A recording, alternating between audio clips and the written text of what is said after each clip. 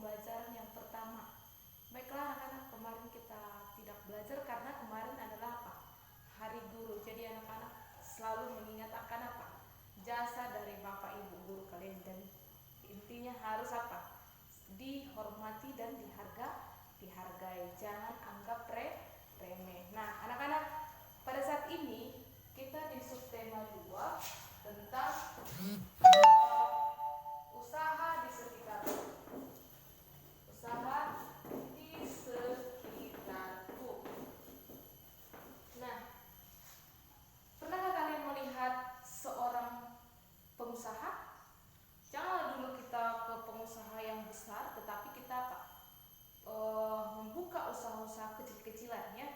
Nah, misalnya seorang wirausaha itu bisa membuat apa? Sebuah lapangan pekerjaan.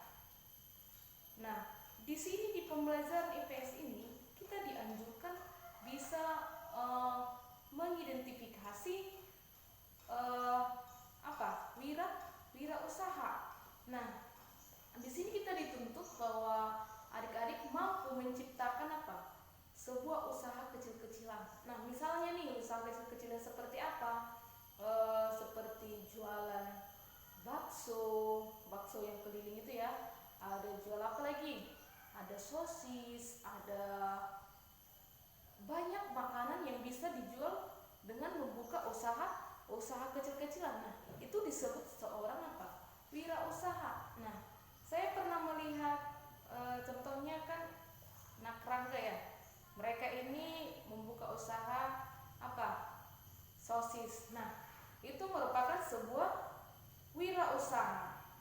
Nah, bisa kita perhatikan di dalam halaman pertama, kalau kita mengamati gambar di subtema 2 ini ada apa?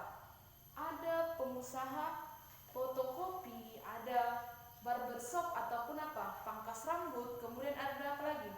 Ada jual bensin. Nah, itu merupakan sebuah wirausaha. Sekarang di dalam wirausaha di Indonesia itu. Nah, di Indonesia apa saja yang dilakukan atau dikirim ke negara-negara ASEAN di ASEAN. Nah, kalau berhubungan dengan wirausaha pasti ada ekspor dan impor. Nah, apa saja barang-barang yang diekspor bangsa Indonesia kepada apa? Kepada negara-negara ASEAN. Salah satunya adalah apa? Batik. Nah, batik ini adalah ciptaan dari Indonesia, sehingga banyak diminati oleh negara-negara ASEAN. Sehingga batik yang kita miliki negara Indonesia kita ekspor ke negara ASEAN. Apalagi yaitu pengrajin seperti apa?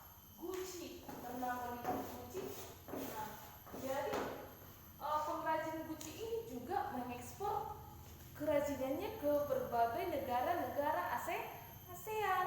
Jadi banyak komoditas lain yang diekspor dari Indonesia ke negara ASEAN. Nah, adik-adik, sekarang adik-adik untuk tugas IPS, nah ini berhubungan tentang ekspor dan impor. Sekarang adik-adik coba carilah informasi tentang untuk menjawab pertanyaan di atas di halaman 69 ya. Ada di halaman 69. Kamu tulislah di sana laporan informasi yang kamu buat. Nah, ini ada di halaman 69. Apakah kamu mengetahui komoditas lain yang diekspor dari Indonesia ke berbagai negara lingkup ASEAN? Nah, itu salah satu ya tugasnya di rumah. Mata pelajaran IPS. Nah, sekarang adik-adik kita melangkah lagi ke pembelajaran IPA. Nah, sekarang kita melihat benda-benda di sekitar kita. Nah, kalian pernah melihat magnet? Hah? Pernah ya? Kalau kita pernah melihat magnet, jadi ini misalnya ini magnet. Nah, benda apa saja yang bisa ditarik magnet ini? Misalnya nih, ini magnet, ini buku. Nah, apakah magnet ini bisa menarik buku ini? Tentu tidak, karena tidak ada daya tarik besi di dalam buku ini. Misalnya apa yang boleh ditarik ada kancing, ada apa lagi, besi-besi lainnya itu bisa ditarik oleh magnet. Nah, sekarang adik-adik, untuk melakukan percobaannya, kamu boleh mengerjakan di halaman 69. Nah, di sana ada benda-benda ya.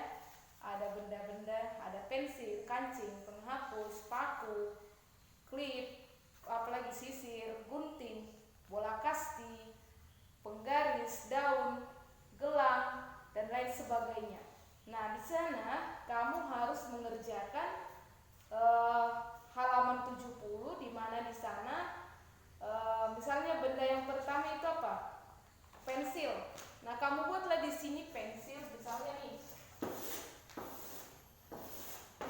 Ini misalnya bendanya pensil ya. Misalnya ini prediksi kalau magnet itu ya,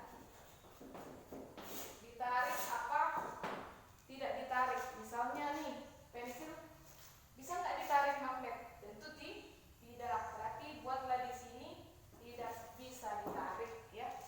Nah, begitu tabelnya di halaman 70 ya. Nah, selanjutnya kita ke bahasa Indonesia. Nah, kemarin kita sudah mempelajari tentang riwayat hidup. Nah, untuk riwayat hidup ini digunakan untuk ngapain?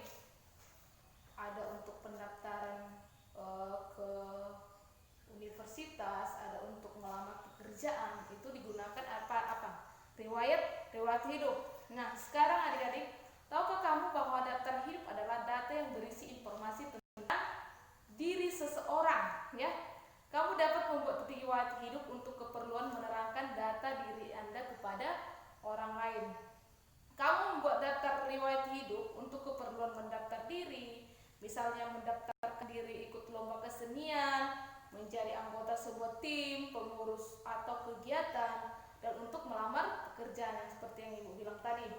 Nah, riwayat hidupmu pasti berbeda dengan riwayat adikmu, kakakmu, bahkan orang tuamu ya. Nah, sekarang kamu dapat menulis daftar riwayat hidup dalam bentuk singkat maupun dalam bentuk narasi atau cerita.